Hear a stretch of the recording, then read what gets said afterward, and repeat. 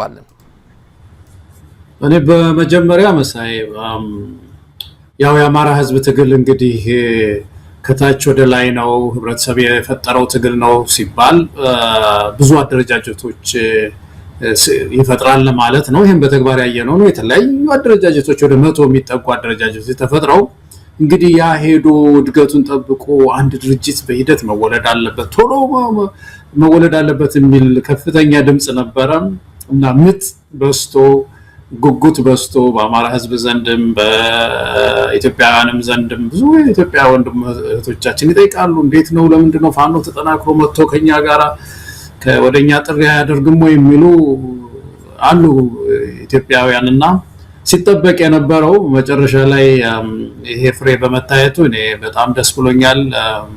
ሁሉንም እንኳን ደስ አላችሁ ማለት እወዳለሁ። መሳይም ያንተንም ድካም አውቃለሁ።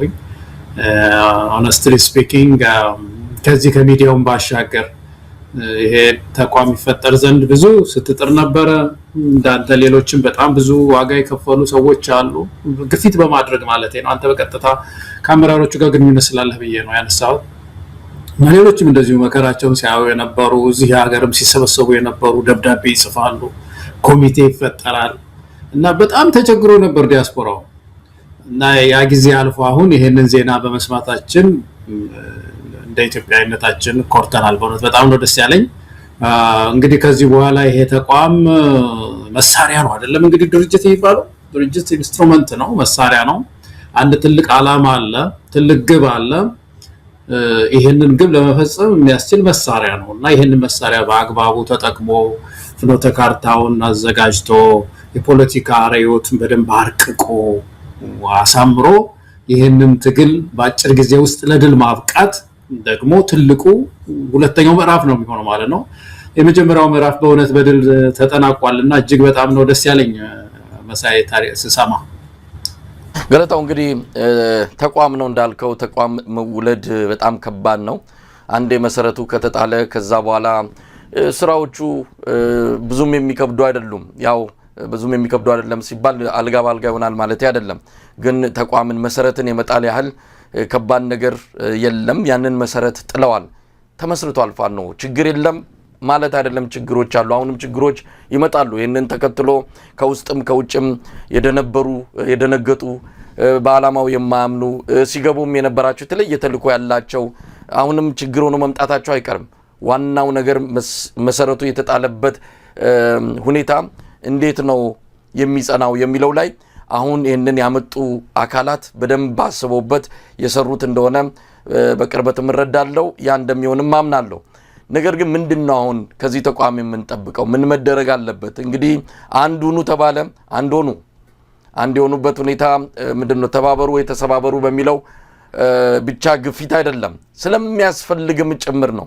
የአማራ ህዝብ አንድ ካልሆነ ለአገዛዞች እድሜ መቀጠል ትልቅ ሚና ነው የሚኖረው። ያንን ነው ከምንም በላይ ከሚሳኤልም በላይ ከድሮንም በላይ የአማራ ህዝብ የሚያስፈልገው የአማራ ፋኖ የሚያስፈልገው አንድነት የሚባለው መሳሪያ ነው።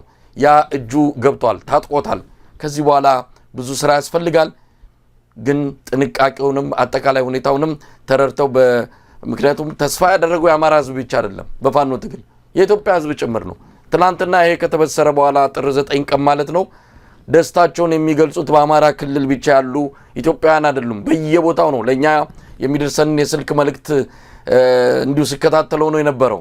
ከፍተኛ ቁጥር ያለው ከተለያዩ የኢትዮጵያ አቅጣጫዎች ደስታቸውን የገለጹት ቀላል የሚባል አይደለም። ስለዚህ ትልቅ ኃላፊነት ተሸክመዋልና የፋኖ አመራሮች ዝም ብለው እንደው ወንዝ ዳር በተገኘው ሁኔታ ብቻ የሚጣሉና የሚለያዩ እንዳይሆኑ ከወዲሁ ጥንቃቄ አድርገው እንደሚሄዱ ተስፋ እናደርጋለን። ግን ምን ይጠበቃል ነው ገለታው? ምንስ ማለት ነው እንዲህ አይነቱ አንድነት መምጣቱ? የመጀመሪያው ነገር አሁን ይሄ አንድነት የመጣው በህዝብ ግፊት ነው። የህዝብ ግፊት የትግሉ ደረጃ ራሱ ትግሉ ደረጃውን ጠብቆ እየጋለ ሲመጣ ይህ ቦይሊንግ ፖይንቱ የግድ አንድ ድርጅት የሚወለድበት ምዕራፍን ፈጥሯል። ስለዚህ በመካከል እነዚህ አሰናካይ የሆኑ ወይም ደግሞ ከትግሉ ጋር መሄድ የማይችሉ የሚያስመስሉ ምናምንን ሁሉ እያገለለ እያንገዋለለ መጥቶ መጨረሻ ላይ ይሄ ድርጅት እንዲወለድ ሆኗል። ግን እንዳልከው አሁን ትልቅ ነገር እንግዲህ ምንድነው ከዚህ ድርጅት የሚጠበቀው? አንደኛ ይሄ የፋኖ እንቅስቃሴ ያለውን ህዝባዊ መሰረት ስናይ፣ ሰፊ ህዝባዊ መሰረት ስናይ በምስራቅ አፍሪካ ላይ በተለይ የአፍሪካ ቀንድ በምንለው ላይ አንድ ራሱን የቻለ የኃይል ማዕከል እንደሆነ ራሱን ማወቅ ያለበት ይመስለኛል። መሳይ ካለው የህዝብ ድጋፍ የተነሳ የህዝብ ድጋፍ ትልቅ መሰረት ነው ለፖለቲካ እና የፖለቲካ ጥያቄው የለውጥ ጥያቄው በአጠቃላይ በምስራቅ አፍሪካ ላይ አሁን ባለው ሁኔታ አንድ የፓወር ሴንተር እንደሆነ ራሱን በደንብ በዚህ ልዕልና በዚህ ከፍታ ላይ ማየት ይኖርበታል የሚል ነገር አለኝ። ሁለተኛው ከዚህ በኋላ የሚኖረው ትላልቅ ነገር ግዙፍ ስራ ምንድነው? አንዱ ይሄ ተቋም የፖለቲካ ጥያቄን አርቲኩሌት የማድረግ ነገር ነው መሳይ። ይሄ በጣም ትልቅ የቤት ስራቸው ይመስለኛል። ትልቅ የቤት ስራቸው ነው።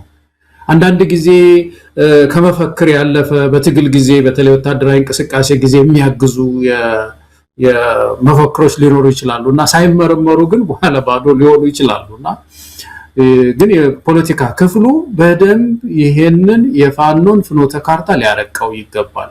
ጥያቄው ምንድነው? የአማራ ጥያቄ፣ የኢትዮጵያ ጥያቄ ምንድነው? ፊውቸሩስ ምንድነው? የትግሉ አቅጣጫ ምንድነው? የሚለው ላይ ሰፊ የሆነ ጥናት ሰፊ የሆነ ሮድማፕ ማዘጋጀትን ይጠይቃቸዋል መሳይ። ያ አሁን የተጀመረው የፖለቲካ ድል ሰስቴን የሚያደርገው እሱ ስለሆነ ወደም የሚወስደው እሱ ስለሆነ ይህም ማርቀቅ ኢትዮጵያን በሚመለከት ጥሪን አሊያንስን በሚመለከት የአማራ ጥያቄን አርቲኩሌት በማድረግ ረገድ ሰፊ ስራ መስራት መቻል ይኖርባቸዋል።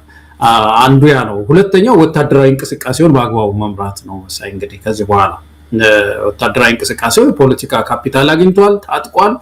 ስለዚህ ይሄንን ወታደራዊ እንቅስቃሴ በአጭር ጊዜ ውስጥ ግቡን እንዲመታ ለማድረግ ስትራቴጂዎችን ነድፈው ጥሩ አሁን ጀነራል ተፈራም አመራር ይሄንን ቦታ በመያዛቸው በጣም ነው ደስ ያለኝ።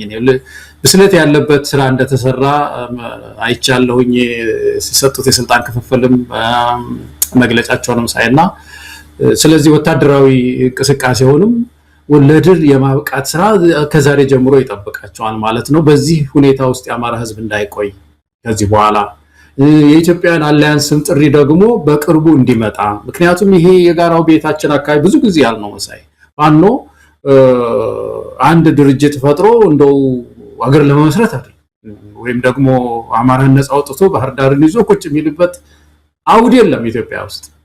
ዋናው ችግር ያለው 4 ኪሎ የሁላችን እንደውም በመግለጫቸው ላይ አንድ ጥሩ ቋንቋ ተጠቅመዋል መሳይ። ምንድነው አንድ ሹልቀንድ ያለው ነው ያሉት። ያንንም እየወጋ የሚለው ነገር እኮ በደንብ ነው የገለጹት። ያልወጋው ሰው ኦሮሞን ይወጋዋል፣ ትግሬውን ይወጋዋል። ጥሩ አገላለጽ ነው። የአፍሪካው ቀንድ ሹልቀንድን ያሉት አብይ አህመድን ሲገልጸው መግለጫው ላይ። በጣም ጥሩ ነው። መቼም የተነካ ሰው እኮ ቃል ይወጣዋል እና ገብቷቸዋል። በጣም ስለተነኩ ገብቷቸዋል እና ያ ነው ያ ሁሉንም የሚገጭ ስለሆነ እነዚህ የተገጩ ኃይሎች መተባበር አለባቸው። ለዚህ ደግሞ ፋኖ ድርሻው ሰፊ ነው እና አንዴ ነው። ሌሎች ደግሞ ኃይሎች በኦሮሚያ ውስጥ ያሉ፣ በትግራይ ውስጥ ያሉ፣ ደቡብ ውስጥ ያሉ የፋኖን ፈለግ መከተል አለባቸው። እንደዚህ ተበጣጠሰ ትግል ያለበት አካባቢ ማለት ነው። እየተሰባሰቡ እነሱም ለድርድርም ለመተባበርም እንዲመቹ ራሳቸው እንዲመቹ አድርገው መቅረብ ያለባቸው ይመስለኛል እና በአጠቃላይ የፖለቲካ ስራ አለበት፣ ትልቅ የፖለቲካ ስራ። አንዳንድ ጊዜ ድርጅቶች ይመጡና መሳይ የህዝብ ጥያቄ ያልሆነውን የህዝብ ጥያቄ አድርገው ይመጣሉ፣ ወይም ደግሞ ሳያጠሉት ይመጡ አርቲኩሌት ሳይደረግ ጥያቄ ይመጣል። እነዚህ ችግሮች መቀረፍ አለባቸው። በኢትዮጵያ ፖለቲካ ውስጥ የታዩት እነዚህ ናቸው። በኢሃፓ ጊዜ የታየው ችግር የጥያቄ ችግር ነው። የፖለቲካ ጥያቄ አርቲኩሌት የማድረግ ችግር ነው። በደርግ እንደዛ ነው። አሁን ኢትዮጵያ ትቅደም አለ ደርግ ጊዜ ማን ይከተል የሚል ነገር ኢህአዴግ መጣ። የብሔር ብሔረሰብና ህዝቦች ምናምን ብሎ እነሱ ናቸው ቤት የሚሰሩት አለ። እሺ ብሔር የምትለው አማራ፣ ትግሬ ምናምን ነው። ብሔረሰብና ህዝብ እነማን ናቸው ሲባል ከስንት ዓመት በኋላ ፌዴሬሽን ምክር ቤት መቀመጫ የላቸው። እነማን ናቸው? የት ነው የሰፈሩት? እሺ ቆይ ሲሰፈራ አሁን ብሔረሰብ የሚባል የሰፈራል ወይ በኢትዮጵያ ውስጥ ተብሎ ሲፈልግ የለም። ታዲያ ለምን 3 አድርጋቸው አስቀመጣቸዋቸው? እንደዚህ አይነት በጣም ከባድ ስህተት ይፈጸማል እና ጥያቄውን የፖለቲካ ጥያቄውን በደንብ በማብላላት ረገድ አማካሪም ይዘው አድቫይዘሪ ግሩፕ ነገር ይዘው የፖለቲካ ስራው መስራት ያለባቸው ይመስለኛል። መሳይ ገለታው ጥሩ ሐሳብ ነው። እንግዲህ ይሄን ሁሉ አስበው ብዙ ነገር መርምረው ብዙ ነገር ፈትሸው ከራሳቸው ስህተትና ከራሳቸው ጥንካሬ ብዙ ትምህርቶችን ወስደው ይህንን ተቋም እንደመሰረቱ ምንም ጥርጥር የለውም።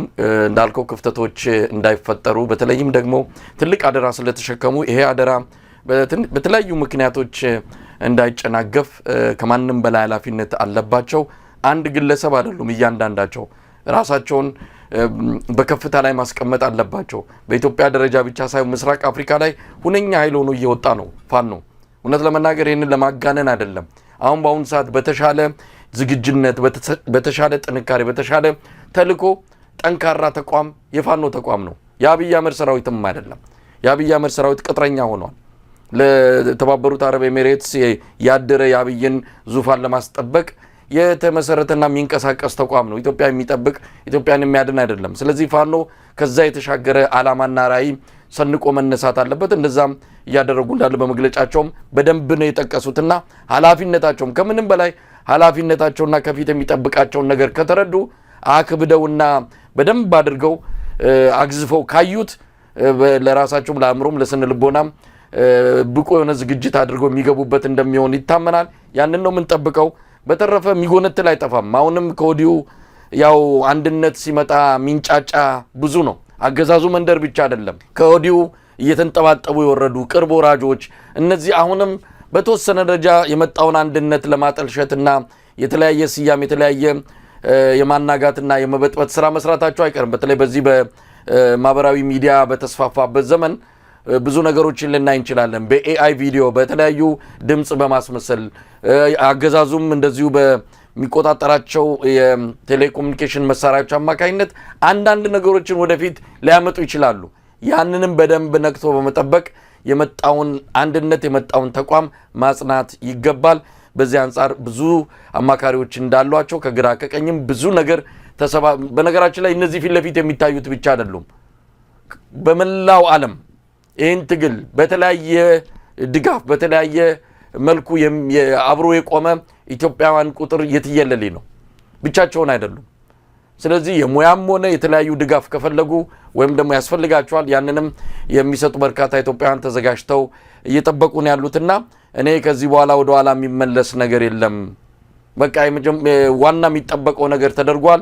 አሁን ወገብን ጠበቅ አድርጎ ይሄን አገዛዝ ብዙ እድሜ የለውም። እውነት ለመናገር አስክሬን ነው ይዘን የምንዞረው ብለዋል ብዙዎቹ የፋኖ አመራሮች። አማራ ክልል ላይ ብልጽግና የሚባል አስክሬን እጃችን ላይ ወድቋል። መቅበር አቅቶን ተሰቃየን ያሉት ይሄው እንግዲህ አንድነታችሁ መጥቷል። ይህንን አስክሬን ወስዳችሁ ቅበሩት ነው። ሌላ ከዚህ በላይ የሚባል ነገር የለም። ከዚህ በተረፈ ደስታቸውን የገለጹ ኢትዮጵያውያን ስናስተናግድ ነው የቆየ ነው። በተለያዩ አካባቢዎች ባህር ዳር ላይ የዛን ሁለት ምሽት የርችት ተኩስን የተተኮሰው በተለያዩ የሰሜን ሸዋ አካባቢ በጎጃምም እንደዚሁ አደባባይ ወጥተው ሁሉ ደስታቸውን የገለጹ እንዳሉ ነው በቪዲዮ ጭምር ተደግፎ የመጣው መረጃ የሚያሳየው።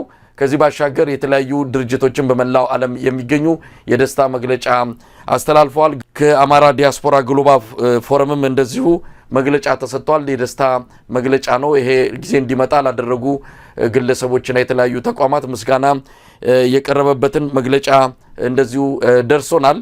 ሌላው ከዓለም አቀፍ የአማራ ህብረት ግሎባል አማራ ኮአሊሽን ከተሰኘው እንደዚሁ ስብስብም የደስታ መግለጫ መውጣቱን የተከታተልኩት እንደዚሁ መግለጫውንም ለኛ ልከውልናል። ደስታቸውን የገለጹት የብዙዎች ጥረት ውጤት መሆኑን በመጥቀስ ምስጋናና የደስታ መግለጫ ያስተላለፉበትን ነው እንደዚሁ ያደረሱን። አሁን ብዙ አማሮች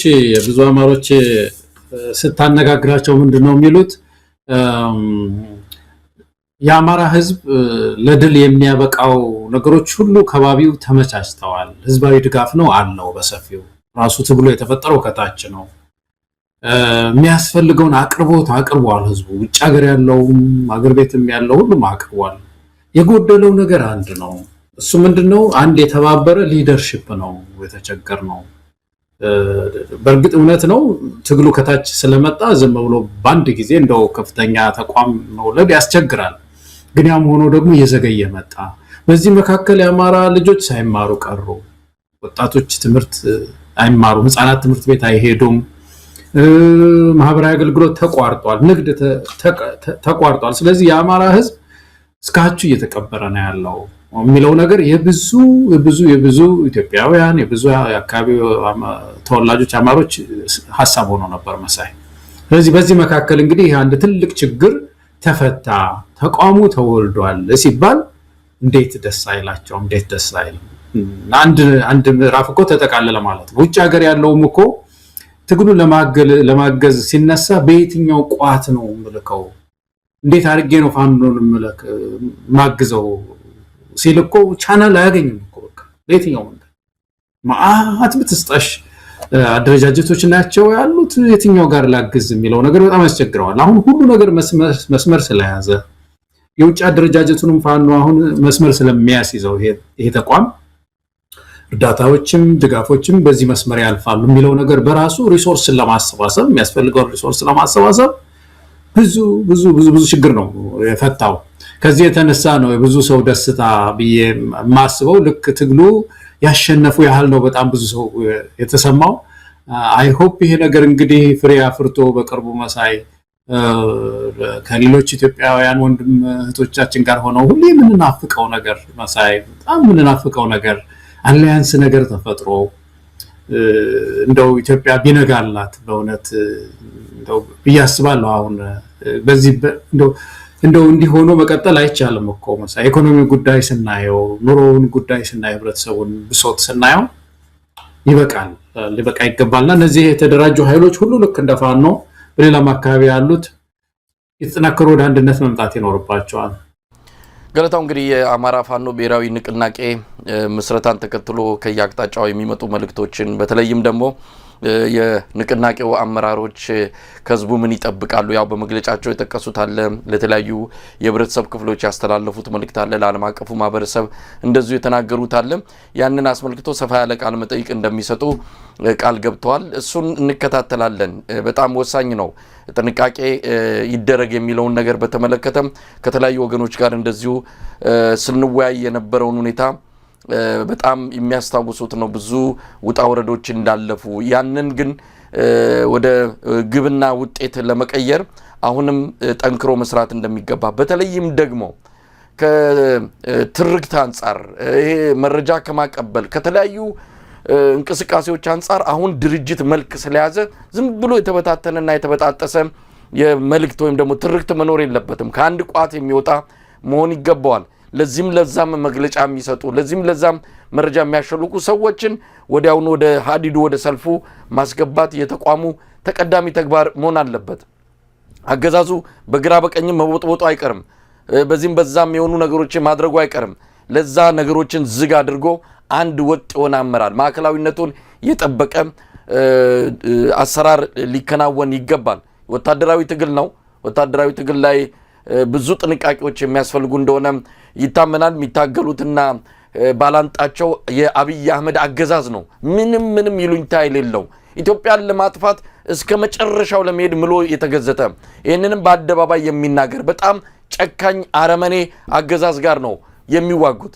በጣም ትልቅ ኃላፊነትና ትልቅ አደራ ተሸክመው በጥንቃቄ ይህንን ማድረግ ይገባቸዋል። እና አንዳንድ የጥንቃቄ ነገሮች በተለይም አሁን እንደሰማነው ከሆነ ሁሉም ነገር በአንድ ድርጅት ነው የሚከናወነው። የህዝብ ግንኙነቱም በአንድ ድርጅት ነው። ከዚህ በኋላ በዚህም በዛም በግራ በቀኝም እየወጡ መግለጫ መስጠት አይኖርም። በዚህም በዛም የሚደረግ ወታደራዊ ትእዛዝ ስምሪት አይኖርም። ከአንድ ቋት ነው የሚመጣው። ይሄ ነው እንግዲህ የድርጅቱ ዋና ተልእኮና የተመሰረተበትም ዓላማ። እስቲ ገለታው በዚህ አንጻር ምን ማለት ይቻላል? አሁን እንግዲህ ድርጅት ያስፈልገው ይሄ እነዚህን ችግሮች ለመቀነስ ነው። የተወካይ ብዛት፣ መግለጫ ሰጪ ብዛት፣ የአማራ ፋኖ የትግል አይዲዮሎጂ ይሄ ነው ይልሃል አንዱ እንዳልከው፣ ሌላው ደግሞ ይሄ ነው ያለው ይልሃል። አንዳንዱ ደግሞ የፋኖን ትግል ማጠልሸት የሚፈልገው የአንዱን የቀማና ወስዶ አማራ ፋኖ እንደዚህ ያለ ብሎ ይላል። እና ይሄ ሁሉ መታረም አለበት። የፐብሊክ ሪሌሽን አለ። ከዚህ በኋላ የፐብሊክ ሪሌሽኑ ወይም ህዝብ ግንኙነቱ የድርጅቱን አቋም እየወጣ አርቲኩሌት እያደረገ ያቀርባል። የዛ ባሻገር ግን ፋኖ አሁን በተለይ አሁን ትግሉን እንትን ሲያረቀው በተለይ አንዳንድ የቸኩ ቃላቶች አሉ መሳይ፣ እንደዚህ ብሔራዊ ብሔርተኝነት ወዘተርፈ የሚባል አባባል እሱ ያረጀ ነው ያረጀ ነው አንደኛ።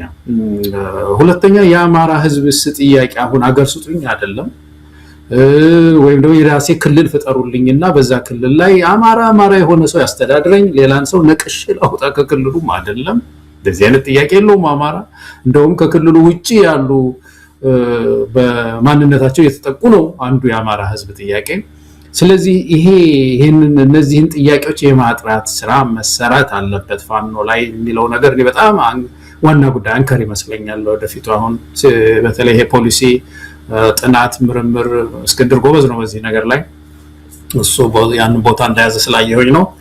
እንደዚህ አድርገው ጥሩ ሮድማፕ ያመጣሉ ብዬ አስባለሁ። ግን ጥንቃቄው ከሁሉም በላይ ትልቁ ጥንቃቄ እንግዲህ አንድ ድርጅት ሲሆን ደግሞ ያው እንግዲህ የተለያዩ ዲስአድቫንቴጅ የምንላቸው አሉ አይደለም ከትግል ስለሆነ እና ይህንን ተቋም ለመምታት እነዚህን ከፍተኛ አመራሮችን የሆነ ነገር ለማድረግ መንግስት የማይሰራው ነገር አይኖርም።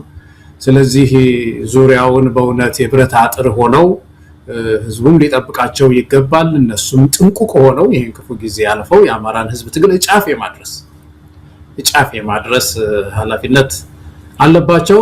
እንግዲህ ውጭ ሀገርም ያለው አሁን ጥሩ መስመር ይዞለታል ትግሉ። ከዚህ በኋላ ቅሌን ጨርቄን ያለ አይመስለኝም። አማራ ፋኖን ትግል ደግፎ ለድል መብቃት ነው። አዎ እንግዲህ እዛ አንድነት ከመጣ ውጭ ያለው አንድነት የማይመጣበት ምንም ምክንያት የለም። ሁልጊዜ ሰበብ ምክንያቱ እዛ እኮ ስለተለያዩ ነው እዚህም የተለያዩ ድርጅቶች እየተፈጠሩ ያሉት የሚል ነው። አሁን ሰበብ ምክንያት የለም። እዛ አንድ ሆኗል። እዚህ አንድ ማይሆኑበት ምንም ምክንያት የለም። እዚህም ሰብሰብ ብላችሁ ዲፕሎማሲውን የገንዘብ አስተዋጽኦን ሁሉም ነገር በአንድ መልክ እንዲይዝ፣ ምክንያቱም ሰው ለየድርጅቱ እጁን እየዘረጋ አቅምም እያጠረው ነውና አሁን ሰብሰብ ብላችሁ ጉልበት አጠራቅማችሁ ፋይናንሱንም ዲፕሎማሲውንም በአንድ ወጥ በሆነ ተቋም ውስጥ ማስኬድ የሚቻልበት እድል መጥቷልና ያንን እንድታደርጉ እንግዲህ በውጪ የሚገኙ ዳያስፖራዎች ኢትዮጵያውያን የአማራ ተወላጆች ይህንን አሰላለፍ ከዚህ ከመጣው ድርጅት ጋር ማድረግ ይገባቸዋል ማለት ነው። ገለታው እንግዲህ ይህን ተከትሎ በተለያየ መልኩ የመጣ አንዳንድ ክስተቶች አሉ። በተለይ የክልሉ ባኖ የአገዛዙ ታጣቂዎች ከሚሊሻ ጀምሮ አድማ በታኝ ራሱ መደበኛው የመከላከያ ሰራዊትም ትጥቅ እየፈታ ወደ ፋኖ የሚመጣበት ወደ ተለያዩ አቅጣጫዎች የሚጠፋበት ሁኔታ እየጨመረ ነው የመጣው። ከዚህ በተጨማሪም ፋኖች የጥምቀት በዓልን የከተራ በዓልን አስመልክተው የተናጠል ተኩስ ቢያደርጉም አገዛዙ ግን ያው በየቦታው ትንኮሳ በየቦታው ጥቃት እየፈጸመ በመሆኑ በመልሶ ማጥቃት ውጊያዎች ሲደረጉ ነበር። በፋኖ አነሳሽነት የተደረጉ ውጊያዎች አይደሉም ባለፉት 2 ቀናት የተካሄዱት። አገዛዙ ራሱ ጥቃት ሲፈጽም በመልሶ ማጥቃት የተደረጉ አውደ ውጊያዎች እንዳሉ ነው የሰማነው። በዚህም በርካታ እንደተለመደው የተማረኩ የእጅ የሰጡ እንደዚሁም የተደመሰሱ የአገዛዙ ሰራዊት አባላት እንዳሉ በመሳሪያ ረገድ እንደዚሁ ከፍተኛ ቁጥር ያለው መሳሪያ መማረኩን ነው የተረዳ ነው። ሌላው ትልቁ ክስተትና በጣም አስገራሚ የሆነው በሌሎች ሚዲያዎች በቢቢሲ ሳይቀር ሰፊ ሽፋን የተሰጠው አገዛዙ የገዛ ታጣቂዎችን በድሮን መጨፍጨፉ ነው። ሰሞኑን በተደጋጋሚ እየተከናወነ ነው። ባለፈው እኛ ዜናውን ለመጀመሪያ ጊዜ ያወጣ ነው በአንከር ሚዲያ በኩል ነው። በዋግምራ ሰሜን ወሎ ዋግምራ አካባቢ ከደቡብ ከጎንደር ጋር በሚዋሰነው አንድ ቦታ ላይ እንደዚሁ ለስብሰባ የተቀመጡ የአብይ አህመድ ያው ያገዛዙ ሚሊሻ ሰራዊት አባላት በአብይ አህመድ ድሮን ተጨፍጭፈዋል። በወቅቱኛ 105 ናቸው። ከዛ ውስጥ 65ቱ ሚሊሻዎች ናቸው፣ 40ዎቹ ደግሞ ንጹሃን ናቸው በሚል ነበር ዘገባውን የሰራ ነው። ቢቢሲ በእርግጥ ቁጥሩን ወደ ታች አውርዶታል። አሁን ዛሬ በመጣው መረጃ ግን በአጠቃላይ በዛ አካባቢ በድሮን ጥቃት የተገደሉ የሚሊሻ አባላትና የንጹሃን ዜጎች ቁጥር ከ200 በላይ እንደሚበልጥ ነው የሰማ ነው። ቁጥሩ በከፍተኛ ሁኔታ ጨምሯል። የአካባቢው የመንግስት ባለስልጣናት ሳይቀር በስህተት ነው ተብሎ የተገለጸውን መቀበል አልፈለጉም። በስህተት የሚል ምክንያት ነው የተሰጠው። ይህ እንዳለ ሆኖ ዛሬ ምናልባትም ይህንን ፕሮግራም ከማስተላለፋችን ከ5 ሰዓት በፊት በደቡብ ወሎ ተመሳሳይ የድሮን ጥቃት በሚሊሻ ሰራዊት ላይ ተፈጽሟል። በራሱ የገዛ ሚሊሻ ሰራዊቱ ላይ ወደ 30 የሚጠጉ የሚሊሻ ሰራዊት አባላት እንደተገደሉ ነው የሰማ ነው። ለምንድን ነው አብይ አህመድ በተከታታይ የአማራ ክልል ሚሊሻ ሰራዊት አባላት ላይ ጥቃት እየፈጸመ ያለው? የተለየ ተልዕኮ አለ ወይ? ስህተት የሚባል ነገር እየተነገረን ነው። ሌላው በዚሁ ጋር ተያይዘው ባለፈውም እንደዚህ ጎጃም አካባቢ በማሰልጠኛ ውስጥ የነበሩ የመከላከያ ሰራዊት አባላት ላይ ጀማሪ የድሮን ባለሙያዎች በፈጸሙት ስህተት ተብሎ 130 የሚገመቱ የአብይ አህመድ ወታደሮች በገዛ በአብይ አህመድ ድሮን መገደላቸውን ሰምተናል። ምን ማለት ነው ገለታው? እንግዲህ ይሄ አይነት ነገሩ ሰራዊቱን በከፍተኛ ቁጭት ውስጥና ብስጭት ውስጥ ከቶታል። በዚህም የተነሳ መሳሪያቸውን እንደያዙ እየተኮሱ ጭምር ወደ ፋኖ የገቡ በርካታ ሚሊሻ አባላት እንዳሉ ነው የሰማነው። ምን ማለት ይቻላል ገለታው? እኔ እንደው ስትናገር መሳይ መቼም የሚሊቴሪ ባለሙያዎች ደግሞ የሚሉት ነገር ሊኖራቸው ይችላል፣ ግን የፈረሰ ስርዓት እኮ ነው። በቃ በጣም የፈረሰ ስርዓት ነው እና የተበላሸ ስርዓት ስለሆነ የሚወስደውንስ እርምጃ ያውቀዋል ወይ? ታርጌቱንስ ይመታል ወይ? ያውቀዋል ወይ? ማፕስ አለው ወይ? ይሄን የሚለው የሌላ የሚለው ሳለው ወይ? ይሄ ሰውዬ እኮ ከስረናል እኮ መሳይ እንዳቀር በጣም አሁን አዲስ አበባ ቁጭ እያለ አንዴ አዲስ ዩኒቨርሲቲ አንዴ የሆነች አዳራሽ ውስጥ ገብቶ ፋይናንስ መርታ ይልሃል፣ የምናምን መርታ ይልሃል። በቃ እንደዚህ እያደረገ አለሁ ሲል ሰው ያለ ይመስለዋል እንጂ ሰውዬው የለም መሳይ የለም። አሁን የፋኖ መጠናከር ሌሎች ድርጅቶችም ተጠናክረው ትንሽ የሚገፉት ማዕከላዊ መንግስቱ በጣም ደካማ ነው እና እዙ ፈርሷል። ስለዚህ አንዳንድ ኃይላት የፈለጉትንም ሊያደርጉ የሚችሉበት ሁኔታም ሊኖር ይችላል፣ ጥላቻም ሊኖራቸው ይችላል። ለዚህ ነው አንድ ጊዜ ኦነግ ስለ ኦነግ ነው ስለ ምናምን ሲያወራ እያንዳንዳችሁ ብትፋቁ ብሎ እንደፈጣለው ዘሬ ምንድናችሁ ብሏል። እና ወይ እንደዚህ ሚሊሻዎች ቢፋቁ ፋኖ ናቸው ሊሏቸው ይችላል እና ማጥቃት አለብን ብለውም ሊያጠቋቸው ይችላሉ፣ ሊሰልሏቸው ይችላሉ። ንግግሩ ላይ እንትኑ ላይ ሲሰልሏቸው አብዛኛውን የእንዶች መሳሪያ ያላገኝ እንጂ ሄዳለሁ ሊልም ይችላል። ስለዚህ እዛ አካባቢ ያሉ ሚሊሻዎችም የወዳቸውን በወዳቸው ይዘው የሚቀበሉትን መሳሪያ ምናምንም ይዘው ጨዋታ ምንም ሳያበዙ ወደ ፋኖ ነው መጠቃለል ያለባቸው እንጂ ዝም ብለው ማለቅ የለባቸውም። የአማራ ፋኖ መቀላቀል ከባድ አይደለም። ብዙ ቆላ መውረድ፣ ብዙ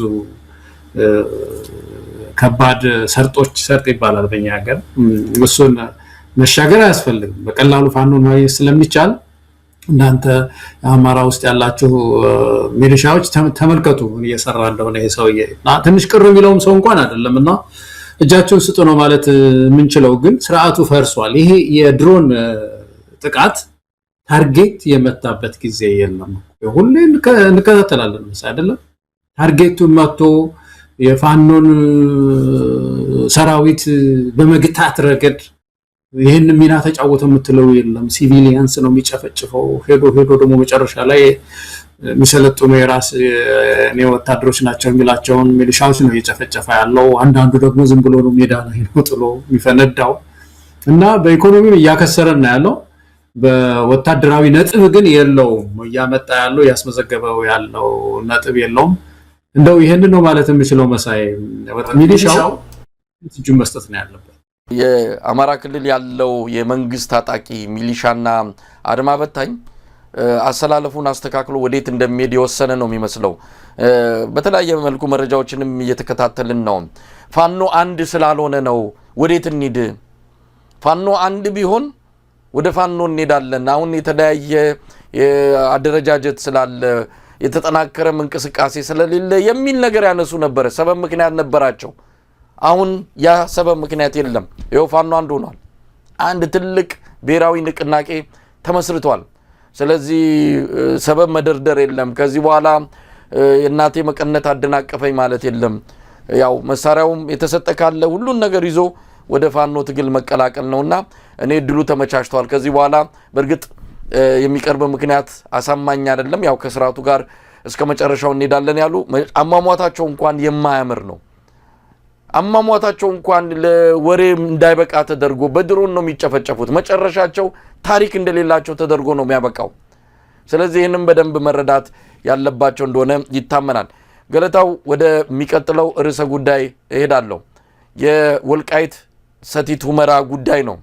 ይሄ ጉዳይ በተለይ የሁለት ድርጅቶች የውጭ ድርጅቶች ከአካባቢው እንዲወጡ የዞኑ አመራሮች ውሳኔ ላይ ከደረሱና ካስወጧቸው በኋላ ከዛም የአሜሪካው አምባሳደር ኤርቪን ማሲንጋ ወደ ቀጠናው በማምራት በተለይም የተፈናቀሉ ሰዎች እንዲመለሱ አጽንኦት ሰጥተው የቆዩበት የተወያዩበት አጋጣሚ ጉዳዩ የበለጠ እንዲነሳ አድርጓል።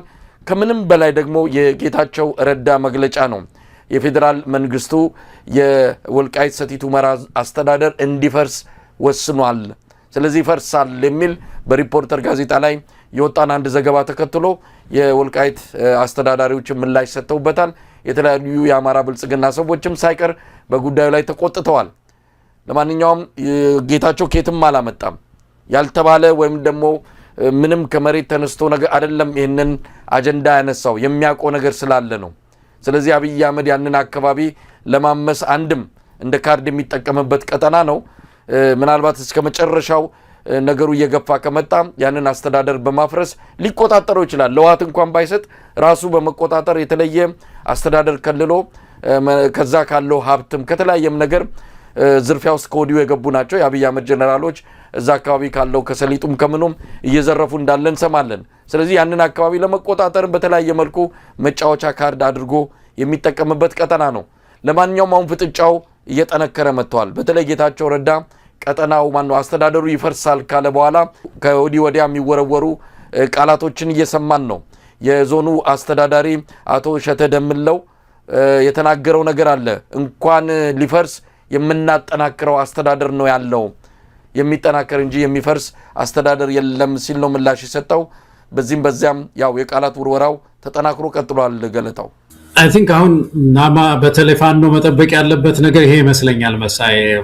አሁን የፋኖ አንድነት ከተጠናከረ ትግሉ ወደፊት መስመር ከያዘ እና ሞመንተሙን ከጨመረ አንዱ ሊፈነዳ የሚችለው በወልቃይት አካባቢ ግጭት መፍጠር ነው። እሱ ብዙ ጊዜ የተነሳ ነገር ነው። የጎንዮሽ ትርምስ መፈጠር አለበት። አስተዳደሩን አፈርሳለሁ በማለት የለም አታፈርስም ታፈርሳለህ፣ ከዛ ከህወሓት በኩል የተወሰነ ታጣቂ መጥቶ በዚህ ተኩስ መጥቶ ምናምን ይሄ የአማሮች ትኩረት የስርዓት ለውጥ ጥያቄ እንዲኮላሽ እንዲጨናገፍ ለማድረግ አንዱ እሱ ነው። በዛም በትግራይ አካባቢም ያለው ቁማር ብዙ ጊዜ አንስተነዋል። ስለዚህ አንዱ መጠበቅ ያለበት ለውጥ ይሄ ነው።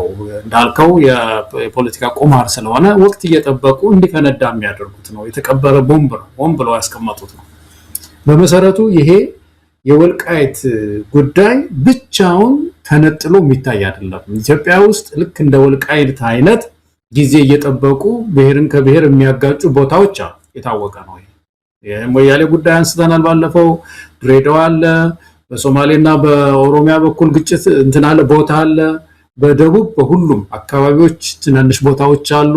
ስለዚህ የወልቃይት ጉዳይ ብቻውን ንጥል ብሎ መፍትሄ ሊያገኝ አይችልም። ኮንስቲቱሽናል በሆነ መንገድ የፌዴራል ስርዓቱ አሬንጅ በፌዴራል ስርዓቱ እንደገና ውቅር ውስጥ ሊፈታ የሚችል ነው። ስለዚህ ቀስ ብሎ ለመንግስት ለህዝብ የሚያስብ መንግስት ቢኖር ቀስ ብሎ በውይይት ይፈታል ተብሎ ወደ ውይይት ነው መሄድ የነበረበት፣ ግን አይደለም። መንግስት የአብይ አህመድ አካሄድ በተቻለ መጠን የአማራ ህዝብ ትግል ከፍ ሲል ሞቅ ሲል በዛ አካባቢ እንዲቆራቆስ ለማድረግ ፍላጎት አለውና ይሄንን ከስሌታቸው ውስጥ አታካዮች ባይረሱ ጥሩ ይመስለኛል። መሳይ ሊኖር ይችላል፣ ግጭት ሊፈጥሩ ይችላሉ፣ ለማፍረስ ሲሞክሩ ግጭት ሊፈጠር ይችላል እና ይሄንን ማሰብ በትግላቸው ውስጥ አንድ ስሌት በተለይ ፋኖ ስሌት ውስጥ ሊያስገባው የሚገባ ነገር ነው የሚመስለኝ። ግን በጣም ያሳዝናል። እንግዲህ ያንን ህዝብ እንደገና ሊያተራምሱት ይችላሉ። አሁን ይሄ አስተዳደር ጉዳይ ከመነካካት ይልቅ እሱን በምክክር መፍታት እየተቻለ ወይም ደግሞ በተወሰነ መንገድ አስተካክሎ አስተዳደሩን ማለት ነው ሳይፈርስ ሌላም ተጨማሪ ነገር ጨምሮ አደጋግፎ መሄድ እየተቻለ ይህንን ለማፍረስ በሚደረግ ጥረት የበለጠ ሌላ ተፈናቃይ ነው የሚጨምረው። አሁን ያ ነው ያለውን ተፈናቃይ መመለስ አይደል፣ ሌላ ተፈናቃይ እንዲጨመር ነው የሚደረገው። ኃላፊነት የሚሰማው መንግስት አሁን በዚህ ሁኔታ ውስጥ ተፈናቃዮቹ እንዴት ይመለሳሉ? ይሄ የጋለ ነገርስ ደግሞ በሀገራዊ ምክክር ውስጥ እንዴት ነው? አሁን ይሄ ሀገራዊ ምክክር ስር ይሄ አሁን ያለውን ሳይሆን ሐቀኛ የሆነ ብሔራዊ ምክክር ውስጥ እንዴት ነው እልባት የሚያገኘው? እስከመቼ ነው ይሄንን ሁላችን አልምተን ልናተርፍበት የምንችለው ቦታ ላይ ስንቆራቆስ የምንኖረው የሚለው ነገር በምክክር ቀርቦ መፍትሄ የሚያገኝ ነበር።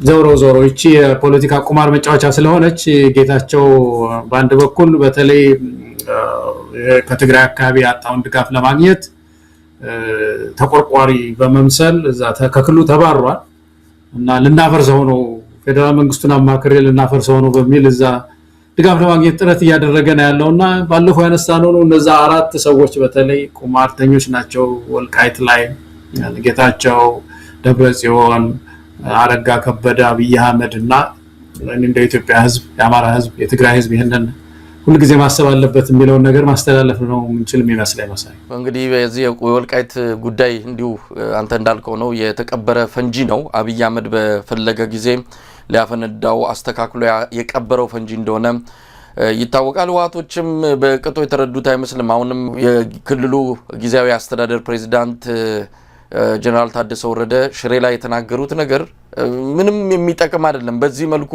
ወልቃይትንስ ቢያገኙ የትግራይ ህዝብ ችግር ይፈታል ወይ ወልቃይት በትግራይ አስተዳደር ስር በመሆን የትግራይ ህዝብ ያልፍለታል ሁሉ ነገር መከራው ጭንቀቱ የመጣው ሁሉ ይቋጫል ማለት ነው አንድ መንጠልጣያ ነገር ብቸኛ እሱ ስለሆነ እሷኑ ያስጮሁ መከራውን ማራዘም እንጂ የተያዙት ምንድነው የሚያስፈልገው ከምንም በላይ የጋራ ጠላት ከምንም በላይ ሀገር ክልል አይደለም ትግራይ እንደ ሀገር በኢትዮጵያ ጥላ ስር ካልሆነ ምን ያህል ዋጋ እየከፈለ እንዳለ ራሳቸው የትግራይ ተወላጆች በግልጽ እያዩት ነው አዲስ አበባ ሀገራቸው የኢትዮጵያ የትኛው መዳረሻ መሬታቸው ግዛታቸው እንዳይሆን ያደረገ አስተዳደር ነው አዲስ አበባ ላይ የተቀመጠው ያንን መታገል ሲገባቸው አሁንም እዛው ወልቃይት ይያሉ ነገሩን ያጦዙ መሄድን የፈለጉትና በዛም አካባቢ አጀንዳውን ለምን ማራገብ እንደፈለጉ በህወሓቶች አካባቢ ግራ የሚያጋባ ነው ከማከላዊ መንግስት ከአዲስ አበባ ስልጣኑን የተፈናቀለው ህወሓት ክልል ላይ ብቻ ተወስኘ ከዚህም ከዛም እየተጣላው የትግራይን ህዝብ መብት አስከብራለሁ የሚል በጣም የተወናበደ አካሄድ ነው የተያዘውና እዛ ላይም ችግር ያለ መሆኑ በደንብ በግልጽ እያየን እንገኛለንና ገለታው ከግራ ከቀኝም በደንብ የተረዱት አይመስልም እዛ ወልቃይት አካባቢ ያሉትም የዞኑ አስተዳዳሪዎች ብልጽግናን ተደግፈው የሚያመጡት ለውጥ የለም ብልጽግና ነው የዚህ ሁሉ መከራ ምንጭ እንግዲህ ብልጽግናን ይዘን ህወሓትን እንዋጋለን ይላሉ ምንድነው ብልጽግናን ይዘው ህወሓትን መዋጋት ይያሉ እኮ ነው ከተከዜማዶ ለምን አያስቡም ፋኖቹ ለምን እዚህ አማራ ክልል ላይ ጦርነት ይከፍታሉ ከተከዜማዶ ይያሉ ትግራይ ላይ ህወሓት ላይ ጦርነት እንዲከፍቱ የብልጽግና ሰዎች ግፊት ጫና ያደረጉ ነው ይሄ ከግራም ከቀኝም ያለው በለው ያዘው የሚባለው ግፊትን በደንብ ነክቶ መጠበቅ አለበት በተለይ የፋኖ ትግልን የተረዱ ሰዎች የፋኖ ትግልን የሚመሩ ሰዎች በዚህም በዛም ያሉ አካላት በህወሓትም ሆነ በብልጽግና ሰዎች ዘንድ እየተራገበ ያለውን እየተቀነቀነ ያለውን አጀንዳ በደንብ ተረድተው መስመራቸው ማስተካከል አለባቸው ገለታው ህወሓት አሁን እንትን አልቆበታል ቁማር አልቆበታል የሚለው ነገር የለውም አልቆበታል በሙሉ በኪሳራ ስላጠናቀቀው ትግራይ ውስጥ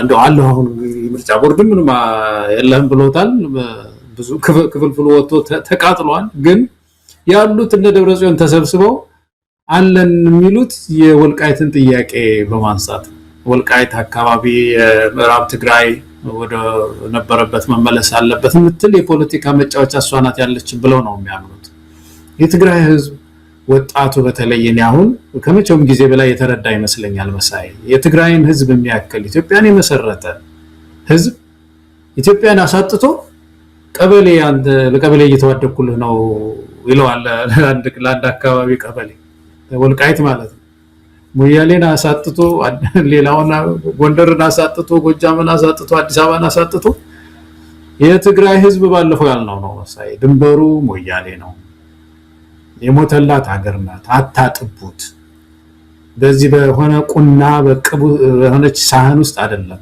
ያለው የትግራይ ህዝብ እና ወጣቱ ትውልድ ይሄንን ተረድቷል እና የሚቀበላቸውም የለም እነዚህ ሰዎች በዚህ በአማራ ክልል በኩል ያለውም እንደዛው ነው አረጋ ከበደ አሁን ፋኖ ሲያጣድፈው አሁን ነገ ታይዋል አሁን እንደሚል እንግዲህ ወደ ባህር ዳር አካባቢ ከመጣ አስተዳደሩ ይፈርሳል አይፈርስም በሚል እንደው ተነስተን በትግራይ ላይ እንዝመት ነው የሚለው እሱም አንድ ቁማር ተጫዋች ነው እዚህ ስለዚህ የአማራ ህዝብ የትግራይ ህዝብ እነዚህ ሁለት ህዝቦች በተለይ ሊናቁ ይገባል በዚህ ልንጋጭ አንችልም አይደለም የወልቃይት የኢትዮጵያ ሀገራችን የኛ ናት የሚል ዛለልና ላይ ከደረሱ ይሄ ቁማር ይከስራል እነዚህ ሰዎች ይከስራሉ ትግላችን ይራመዳል አለበለዚያ በየቤታችን እንደዚህ ያሹን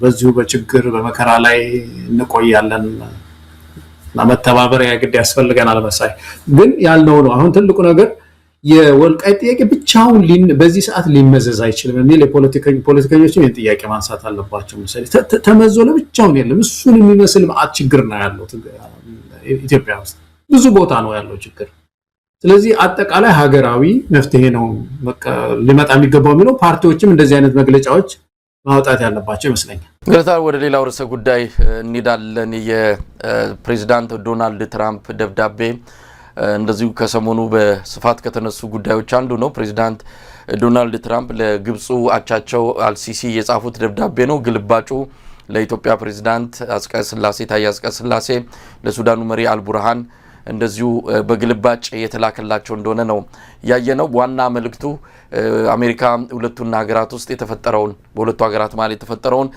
ፍጥጫ ለማደራደርና ለመሸምገል ፍላጎት እንዳላት የሚገልጽ ነው ማንኛውም አካል በብቸኝነት ውሃውን መጠቀም ወይም ደግሞ መውሰድ የሚችል አይደለም የሚል ይዘት ያለው ነው እንግዲህ ጉዳዩ እንዴት ይታያል የሚል ነው አሜሪካ በዚህ የሽምግልና ስራ ውስጥ ስትገባ የመጀመሪያው አይደለም ከአመታት በፊት የገዱ አንዳርጋቸው ውጭ ጉዳይ ሚኒስትር በነበሩ ጊዜ ይሄው ተመሳሳይ አጀንዳ እንደነበረ የአፍሪካን ችግር በአፍሪካ መፍታት ሲገባ ለምንድነው አትላንቲክ ውቅያኖስን ተሻግረን አሜሪካንን የምናማትረው የሚል የአፍሪካውያንም ቁጭት ነበረ ናብይም በወቅቱ ጀብደኝነት ይሁን ያው ሀገራዊ ስሜት እንደማይሆን በግልጽ የሚታወቅ ጉዳይ ነው አብይ አህመድ ለኢትዮጵያ ሲል የሚያፈሰው አንዲት ብልቃጥ ደም እንደሌለ ይታወቃል ነገር ግን በወቅቱ መሸቀጫ የነበረው ኢትዮጵያዊ ስሜት ኢትዮጵያዊ አባባልና ትርክት ስለነበረ እሷን ለማቀጣጠልና እሷን ለመጠቀም በሚል ነው ያንን አጀንዳ ተቀብሎ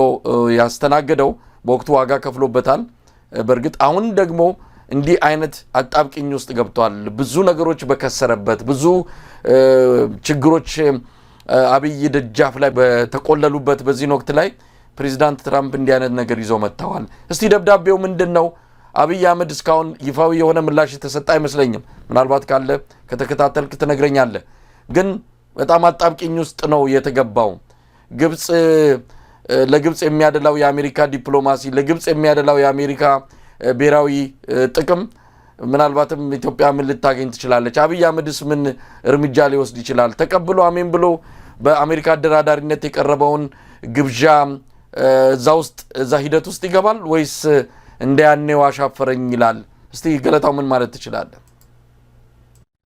እንደው መጨረሻ ላይ ካነሳው አብይ አህመድ ስልጣኑን የሚያቆይለት ነገር ከመጣ ማንኛውንም ፊርማ ለመፈረም ወደ ኋላ ይላል በያላስብም ማንኛውም ነገር ውስጥ ይገባል ኢትዮጵያን ብሔራዊ ጥቅም አሳልፎ በመስጠት እንደ አብይ አህመድ የሚታማ የለም ደብዳቤው በጣም አስገራሚ ነው መሳይ እንደዚሁ ስታየው ስታንዳርድም ያለው አይመስልም እዚህ ምንድነው ዓለም አቀፍ ደብዳቤዎች አሉ አይደለም እንደዛ ስታንዳርድ በተለይ ግልባጩን በኋላ እንመጣበታለን ስናይ ሲሲቪ ካርቦን ኮፒ አይደለም የሚባለው እሱን ስናይ ነው ግን ይዘቱ በጣም አስገርሞኛል አንዳንድ ኢትዮጵያ የመጀመሪያው አንቀጽ ያያት እንደሆነ ምስጋና ነው ፕሬዝዳንት ትራምፕ ለአልሲሲ ምስጋና ነው የሚያቀርቡት በተለይ ደግሞ ታሪካዊ የሆነውን ግንኙነታቸውን በሚመለከት እንደምናውቀው ኢትዮጵያውያን አንድ ግልጽ መሆን ያለበት ግብጽና አሜሪካ ታሪካዊ ግንኙነት አላቸው እንግዲህ በ1920ዎቹ አይደለም ግብጽ ነፃ ያወጣችው ከዛ በኋላ ከቅኝ ግዛት ማለት ነው ከዛ በኋላ የጥሩ ግንኙነት ነበራት አሜሪካ አላት ይሄ ግንኙነት የተመሰረተው አራት ጉዳዮች አካባቢ ላይ ነው ይባላል አንደኛው እንደ ለዘብተኛ ናት ግብጽ እዛ አረብ ሀገር ውስጥ ለዘብተኛ ተክለሰውነት አላትና ይሄ ለዘብተኝነት የመጣው አንድም የኮፕቲክ እንትኑ አነስተኛ ነው ቁጥራቸው አነስተኛ ነው የኮፕቲክ ክርስቲያኖች ግን ተጽዕኖ አላቸው ይባላል በጣም አክራሪ የሆነ ስብዕና እንዳይኖራት እንደ ሀገር ማለት ነው ኢጅፕት አንድ ተጽዕኖ ፈጥሯል ይባላል እና በተከታታይ የመጡ መሪዎችም ለዘብተኝነት ያሳያሉና ይሄ ለዘብተኛ ባህሪዋ በተለይ ዛ ሚድል ኢስት መካከለኛው ምስራቅ ላይ ከሌላው አረብ ሀገራት ጋር ለሚኖራት ግንኙነት እንደ ብሪጅ ሆናለች እንደ ድልድይ ሆናለች በተለይ በእስራኤል በሐማስ እና እስራኤል እና አረብ ዓለም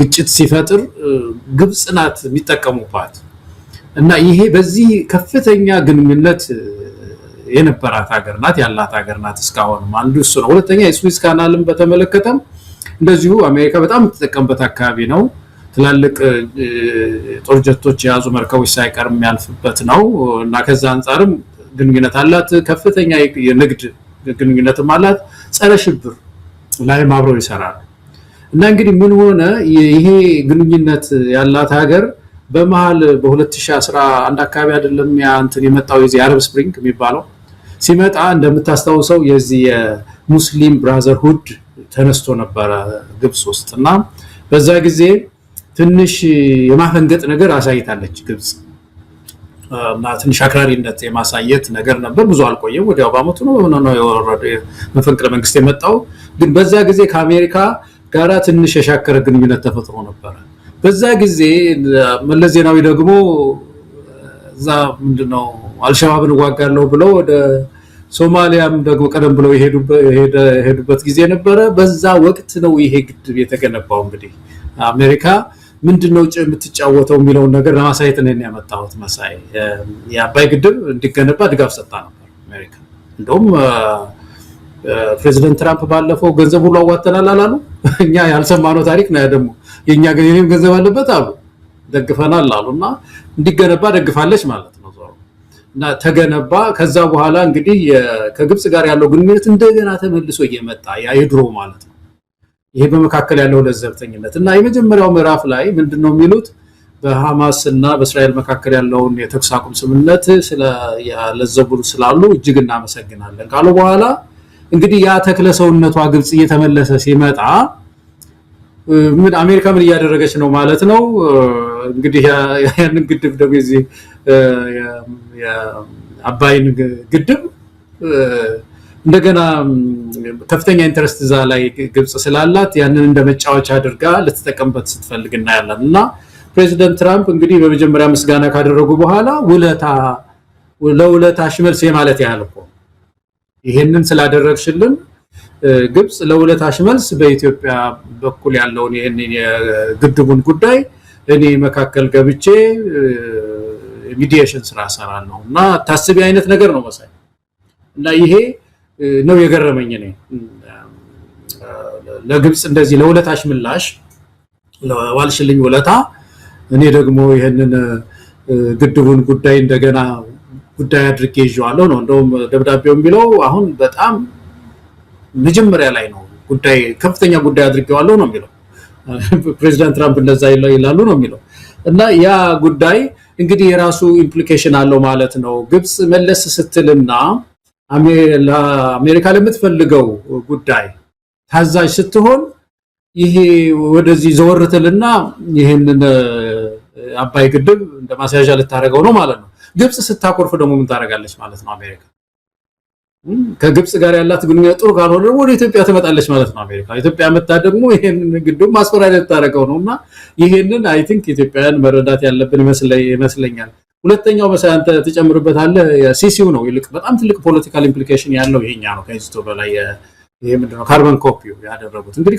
ካርቦን ኮፒ የሚባለው ነገር ሁሉ ሰው ያውቀዋል አንደኛው የኢንፎርሜሽን ነው መረጃ ለመስጠት ነው ውሳኔ ነው ይሄ ተወስኗል ስለዚህ ማወቅ ያለባችሁ ወቁ እንደማለት ነው ሁለተኛው ደግሞ ውሳኔ የሚሰጡ አካላት ውሳኔ እንዲሰጡበትም ለማድረግ ሊሆን ይችላል የተለያዩ ዘርፎች የሚመለከታቸው ማለት ነው እና በምን ሂሳብ ነው ሲሲ የተደረጉት በተለይ ሁለቱ የዩኤኢ እና ሳውዲ አረቢያ ማለት አለፈው ጊዜ ታስታውስ እንደሆነ መሳይ እንደዚህ አንስተን ስንወያይ ስናወራ እነዚህ ሁለት አካላት ዩኤኢ እና ዩናይትድ አረብ ኤሚሬትስ እና ሳውዲ አረቢያ በአካባቢው በዛ ቀጠና በጣም እየተፋከቱ ነው ያሉት ኢራን እንደምታውቀው በብዙ ውጥረት ውስጥ ነው ያለችው ከአሜሪካ ጋር ተጋጭታለች ኢኮኖሚያ እየደቀቀ ነው የምትፈልገውን ያህል ዘይት መሸጥ አትችልም እና እሷ ብዙ ውጥረት ላይ ነው ያለችው እነዚህ ሁለት ሀገራት ግን እያደጉ ነው ያሉት ግንኙነታቸው ዓለም አቀፍ ግንኙነታቸው ጥሩ ስለሆነና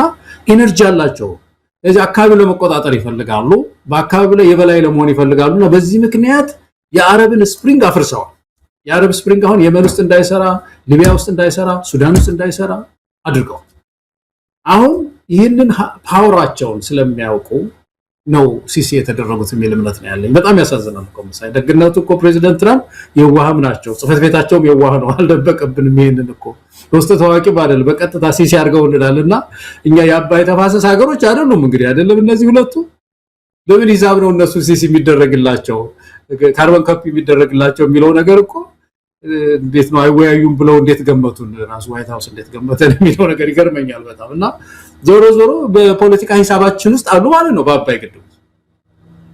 የሚያስገርም ነገር እኮ ምናልባት ገለታው ከቀጠናው ካለው አጠቃላይ የኃይል አሰላለፍ ጋር በተያዘ ሁለቱ ሀገራት የገቡበት ፍጥጫና ያን ያው አባይን ግድብ ብቻ ለንጠለ የምታየው አይደለም። ይሄ የቀይ ባህርም ጉዳይ አጠቃላይ ጂኦፖለቲካው ሁኔታ በጋራ ባንድ ላይ አንዱን ነጥለ የምታየው አይደለም። ተያያዥ ስለሆነ ከዛም አንፃር ለማንኛውም ጥሩ ነጥብ ነው ያነሳው። ግን የጉዳዩ ባለቤት ኢትዮጵያ ናት። እንግዲህ ግራና ቀኝ ከሆነ ግብጽና ኢትዮጵያ ናቸው። ለሁለቱ ሀገራት መሪዎች ደብዳቤ እኩል መጻፍ ሲገባው ለግብጽ በዋና ባለቤትነት ተጽፎ ለኢትዮጵያ መሪ በግልባጭ የሚላክበት ለምንድን ነው? ፕሬዝዳንቱ ለምንድን ነው ኢትዮጵያ እንግዲህ ሁለት ሀገራትን ነው የጠቀሱት። በሁለታችሁ መሃል ነው ያሉት። በሁለታችሁ መሃል ከተባለ ኢትዮጵያ በግልባጭ የሚደርስባት ምክንያቱ ምንድን ነው? እሱ ነው በጣም በቃ እነዚህ አስገራሚ ነገሮች ሲሲውም ራሱ ይገርማል። ኢትዮጵያን በግልባጭ የሚደርሳት ነገርም ተገቢ እኮ አይደለም፣ ትክክል አይደለም ወይ? ደብዳቤስ ምን መጻፍስ ያስፈልጋል? ማለት ይሄ ንብረት የኛና የግብጽ የአባይ ተፋሰስ ሀገሮች ጉዳይ ነው። ከዚህ ጋር ታኮ እንዴት ይሆናል? ታኮ ማለት እየታከከ ከዚህ ከምስጋና ጋር ታኮስ እንዴት ሊመጣ ይችላል? ደብዳቤው እኮ የመጀመሪያው ደብዳቤ እኮ ታንኪው ነው፣ ታንኪው ሌተር ነው አይደለም? ስለ በሐማስና በእስራኤል መካከል የነበረውን ውጥረት ስላረገባቸው አመሰግናለሁ ካሉ በኋላ እኮ ነው እንደገና ይሄንን ደግሞ ለዚህ ውለታ ይሄን አደርጋለሁ ማለት ያህል ነው። እና ተገቢ ያልሆነ ነገር ነው። እንደው አገሪቱ ምንድነው አይደለም ይሄንን ሰው ሀገር ሄዳ የሰው ፕሬዚደንት ያመጣች ሀገር እኮ ናት አሜሪካ። አሁን መሳይ የቬኔዙዌላን ፕሬዚደንት እኮ ያመጣች ሀገር እኮ ናት። አገሪቱ እኮ በአገሪቱ ውስጥ እኮ እዚህ እኮ ህግ የተከበረበት ሀገር ነው። ዓለም አቀፍ እንትኗ ግን ግንኙነቷ እኮ ግን በጣም እኮ የተበላሸ እኮ ነው መሳይ። በጣም ያሳዝናል።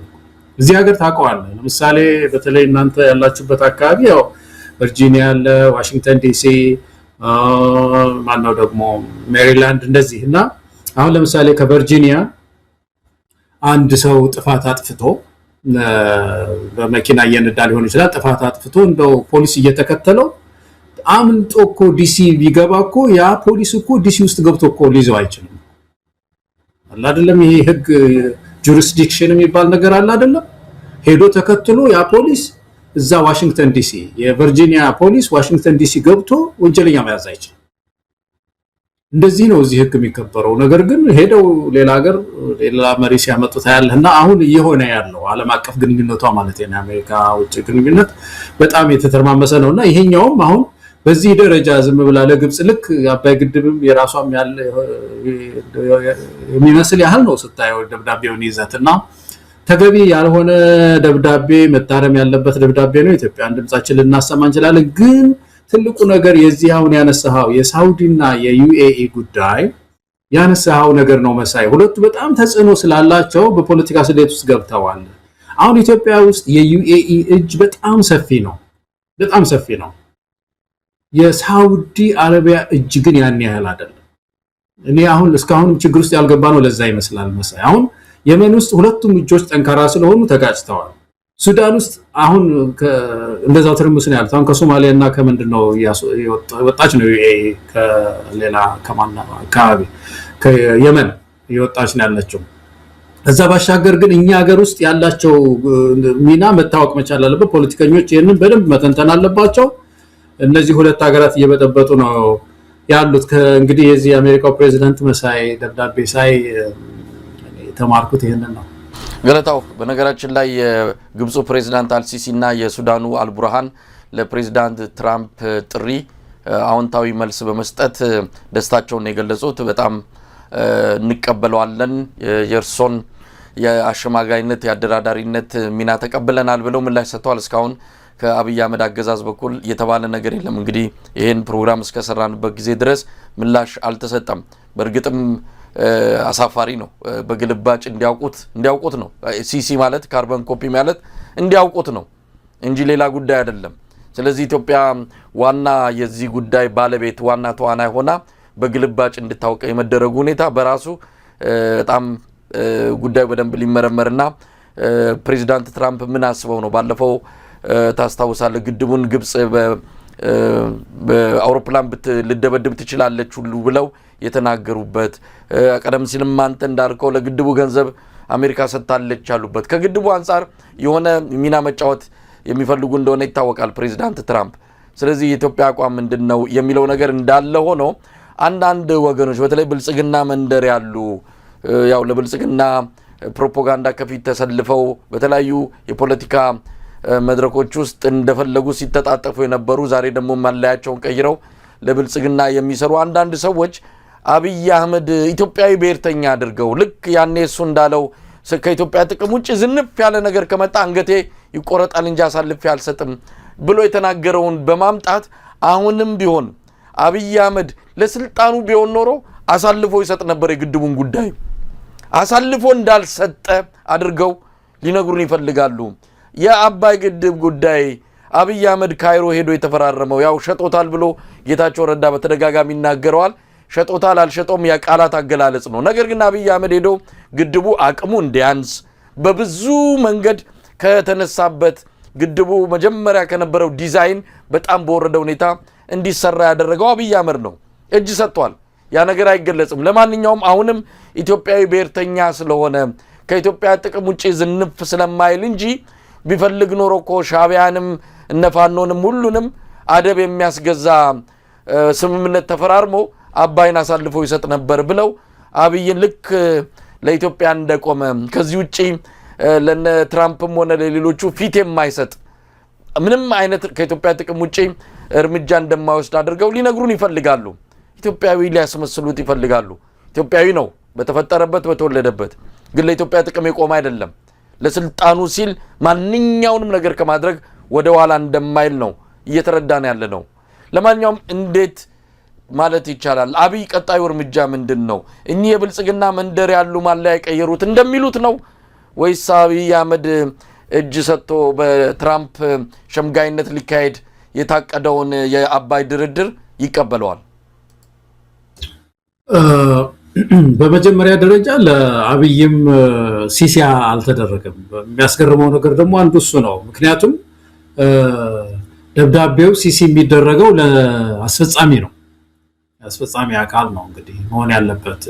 ርዕሰ ብሔር እኮ ኢትዮጵያ ውስጥ ስልጣን የላቸውም በዚህ በአባይ ጉዳይ ላይ የመወሰን ምን የማድረግ ምንም የለ። እሳቸው አምባሳደር መሾምና ምንድነው ደግሞ ሌላው በዚህ በፓርላማ ሲከፈት ሲዘጋ ንግግር ማድረግ የሞተ ሰው የሞት ፍርድ የተፈረደበት ሰው ምንድነው ይቅር ይባል አይባል በቃ እንደዚህ እኮ ናቸው የሚሰራቸው ስራዎች፣ ሌላ ስራ የለምና ለርዕሰ መንግስቱ ሳይሆን ወይም ሄድ ኦፍ ጋቨርንመንት ለሚባለው ሳይሆን ለርዕሰ ብሔሩ መላኩ እኮ ነው አንዱ አስገራሚው ነገር። በጣም ያስገርማል። በጣም አስፈጻሚው አልደረሰውም ማለት ነው አብይ አህመድ። አንድ ይሄ ነው። ሁለተኛው ነገር ግን የዚህ አሁን አብይ አህመድ ምን ሊያደርገው ይችላል? ይሄንን ያልከው ነገር አንድ ይሄ አባይ ግድብ ይዞ የመጣው አንድ ትልቅ ነገር አለ መሳይ። የአባይ ግድብ ከምናስበው ከዚህ ከኤሌክትሪክ ማመንጨቱ ከግብጽ ጋር ያለን አንዳንድ ጊዜ ሰጣ ገባው በላይ የጂኦፖለቲካ ጥያቄን ይዞ መጥቷል። አሁን ግብጽ ሚና አላት። ቅድም ያነሳ ነው በተለይ ምዕራቡ ዓለም የሚፈልግባት ሚና አላት። በዛ መስመር ውስጥ እስከገባች ድረስ አገልግሎቷን እስከተወጣች ድረስ ኢትዮጵያን መጫናቸው አይቀርም መሳይ። ኢትዮጵያን እየተጫኑ ይሄ አባይን እንደ እንትን በይላት እንጂ ሲጫት እንጂ ውሃ በደንብ ጨምሪላት እንጂ ምናምን እያሉ ያማስጨነቃቸው አይቀርም። ግብጽ ዘለም ስትል ደግሞ ወደኛ ነው የሚመጡት። ወደዚህ መተው ደግሞ የማስገደጃ ነገር እንድናደርግ በማድረግ ከኛ ጋር ጓደኝነት በመፍጠር ግብጽን ማስፈራራት ደግሞ ይፈልጋሉ። ስለዚህ ይሄ ግድብ ይዞት የመጣው እንደዚህ አይነት ስበት አለ ማለት ነው። ይሄንን ማኔጅ አድርገዋል ወይ ነው አብይ አህመድ? የኢትዮጵያን ብሔራዊ ጥቅም ሳያስነካ ጠብቆ ይቆያሉ የሚለው ነገር እንዴት ሊሆን ይችላል? እንዴት እንገምተዋለን? መሳይ እንደዚህ ሊያደርግ ይችላል? አያደርግም። ማንኛውንም አሁን ፕሬዚዳንት ትራምፕ የሆነ ውል አዘጋጅተው እርም ቢሉት እኔ ወደ ኋላ ይላል ብዬ ይሄ ሰው አላስብም። እንደውም ደስ ብሎት ወደ ኋላ ትንሽ ታሪኩን አታይም? ለምሳሌ እዚህ የማክሮ ኢኮኖሚ ማሻሻያ ምንድነው ያደረገው? ዝም ብሎ ተፈራርሞ ጉድ አላደረገም። የኢትዮጵያን ብሔራዊ ጥቅም አሳልፎ አልሰጠም ለአንድ ለአይኤምኤፍ ለሚባል ድርጅት። ብራችንን ዶጋመድ አላደረገው፣ ገለባ አላደረገብንም። የማያደርገን ነገር የለም። ብሔራዊ ጥቅም የሚባለው ያ ነበር። አሁን ያ ትልቅ የብሔራዊ ደህንነት ጥያቄ ነበረው። ያ ዲል ያ ከአይኤምኤፍ ጋር የገባ ነው ዲል ሌላ መንግስት ሊቀበለው የማይችል እንደው እጁን ዝር አድርጎ ሊፈርመው የማይገባውን እኮ ዝፍቅ አድርጎ የፈረመ ሰው ነው እና ያከሰረን ሰው ነውና ይሄንን ውሃው በዚህ መንጠን ይፍሰስ እንደዚህ ይሁን ብለው ፕሬዚደንት ትራምፕ የሆነ ኮሚቴ አቋቁሞ በልችን ፈርም ቢሉት ፈርሞ እንደውም ኢትዮጵያ ተሻገረች እያለ ፌርማ የሚያሳይ ነው የሚመስለኝ። መሳይ ብሔራዊ ጥቅማችን ላይ እንዳብይ የሚያስፈራኝ ሰው የለም። እኔ በነገራችን እንግዲህ በነገራችን ላይ ያው ቀደም ሲል የጠቀስኳቸው የብልጽግና መንደር ሰዎች ልክ የፋኖ ትግል በምንድነው በግብጽ ፊሽካ የተጀመረ በሻዕቢያው በኤርትራ መንግስት አይዞባህነት ወይም ደግሞ ስትራቴጂና ፍላጎት የተጀመረ ትግል አስመስለው አሁን አሜሪካ እነዚህን አስቁምልኝ እኔ የፈለግከውን ፈርማለሁ ብሎ አብይ አህመድ መጠየቅ ይችላል አይነት መከራከሪያና እንዲህ አይነት ሎጂክ ይዞ መምጣታቸው ምን ያህል የፖለቲካ ድንቁርና ውስጥ እንደገቡ ምን ያህል መሬት ላይ ያለውን ነገር ማንበብ እንደተሳናቸው የሚያሳይ ነው። የፋኖ ትግል መቼ ተጀመረ፣ እንዴት ተጀመረ፣ በምን ቁመና ላይ ነው ያለው፣ ምንድነው ከግራ ከቀኝ ከፊት ከኋላ ያለው የሚለውን ነገር ማየት አይፈልጉም። ልክ ሻዕቢያ የሚጠመዝዘው ኤርትራ መንግስት የሚጠመዝዘው ወያኔ የሚጠመዝዘው ግብጽ ከበርጅም እጇ የምትዘውረው አድርገው ለራሳቸው ያመኑት ነገር አለ። ነገ ከነገ ወዲያ ቢሸነፉ መሸነፋቸው አይቀርም። በዛን ጊዜ ሰበብ ምክንያት ከወዲያ አዘጋጅተዋል። የተሸነፍነው ግብጽና ኤርትራ ስለገቡበት ነው የሚል ከወዲሁ የስነ ልቦና ጥገና ለማድረግ የተዘጋጁ ነው የሚመስለው። ለማንኛውም ፕሬዚዳንት ትራምፕ የፈለጉትን ቢያሉ ኤርትራ የፈለገችውን ብታደርግ ሌላውም አካል ግብጽም እንዳሻት ብትሆን የፋኖ ትግል የተጀመረበትና የሚጠናቀፍበት የራሱ የሆነ ሂደት አለው። በማንም ጥገኛ ላይ ተመሰረተ አይደለም። እዛው ስነ ልቦናችሁን እዛው ፍራታችሁን ማስታገስ ከፈለጋችሁ ሌላ መንገድ ፈልጎ ይሄ አዋጣም ብሎ መግለጹ ባጭሩ የሚያስፈልግ ይመስለኛል። ገለታው እንዳልከው አብይ አህመድ ብዙ ነገር አሳልፎ ሰጥቷል። እንዴ የተባበሩት አረብ ኤሚሬትስ ቅጥረኛ ከመሆን በላይ ምን አለ? እንደሆነ እኮ አንዳንድ ጊዜ ነገሮችን እንደው የግንዛቤ አቅማችንንም መፈታተን የኢትዮጵያን ህዝብ ደሃ እንጂ ደደብ አይደለም ብለን ሁሌ የምንናገረው ነገር አለ። የኢትዮጵያ ህዝብ እኮ በደንብ ያውቃል። ለአንዲት ሀገር ለአንዲት እንደው ምንድነው በ1960 የተመሰረተች አንድ ፍሬ ማታል ሀገር ለዛ ቅጥረኛ የሆነ ጠቅላይ ሚኒስትር እንደው ለዚህ ገናና ሀገር ለሆነች አሜሪካ እጅ አይሰጥም ብሎ በዚህ በድፍረት መናገር እውነት በጣም ያስተዛዝባል። በአሁን ሰዓት የተባበሩት አረብ ኤሚሬትስ እኮ ሁሉን ነገር በኢትዮጵያ እጇ የትም ነው ያለው። አንድ መንገድ አልሰራች፣ አንድ ኤሌክትሪክ ኃይል አልገነባች፣ አንድም ልማታዊ ስራ ላይ አልተሳተፈችም። የድሮን ጥይት ስታቀብል ኢትዮጵያን የሚገደሉበትን መሳሪያ ስትሰጥ ነው የከረመችው። ለዚህች ሀገር ነው አብይ አህመድ ቀን ከሌሊት ግርድና ውስጥ የገባው። ግርድና ውስጥ ነው ያለው። ይህን ሰውዬ ነው ዛሬ ለአሜሪካን በፍጹም አሳልፎ የኢትዮጵያን ጉዳይ አይሰጥም ብለው ደረታቸውን ገልብጠው የሚናገሩትና ያሳፍራል። ለምናቅ እንዲህ አይነቱን ነገር እንደው እንዴት እንደምንመለከተው ካልተረዱት የኢትዮጵያ ብሔራዊ ደህንነት ቁጥር 1 ስጋት አብይ አህመድ ብቻ ነው። በዚህ ወቅት ላይ ሌላ የለም ማለት አይደለም። በዚህ ወቅት ላይ ግን አብይ አህመድ ነው የኢትዮጵያ ቁጥር 1 ጠላት፣ ቁጥር 1 የብሔራዊ ደህንነት አደጋ። ይህንን ነው ማለት የሚቻለው ገለታው። እንግዲህ የሲሲ ሲደረግ ዩኤኢ ተደርጋለች። ይሄ ደግሞ የአብይ አለቃ ናት። ስለዚህ የሚፈልገውን በዛ በኩል እንዲያስፈራራ የሚፈልጉትን በዩኤኢ በኩል ሊያስፈጽሙ ይችላሉ። ኢትዮጵያውያን ያልከው ነገር ነው መሳይ። በጣም ብሔራዊ እንትናችን ኢንተረስታችን አደጋ ውስጥ ነው ያለው። በጣም አደጋ ውስጥ ነው። ስቴት ተጠልፏል። ከባድ ችግር ውስጥ ነው ያለ ነው እና ተባብረን ታግለን ሀገራችንን ማስጣል መቻል አለብን። ከባድ ችግር ውስጥ ነው ያለችው ኢትዮጵያ። የአባይ ጉዳይ ያው መካከለኛው ምስራቅም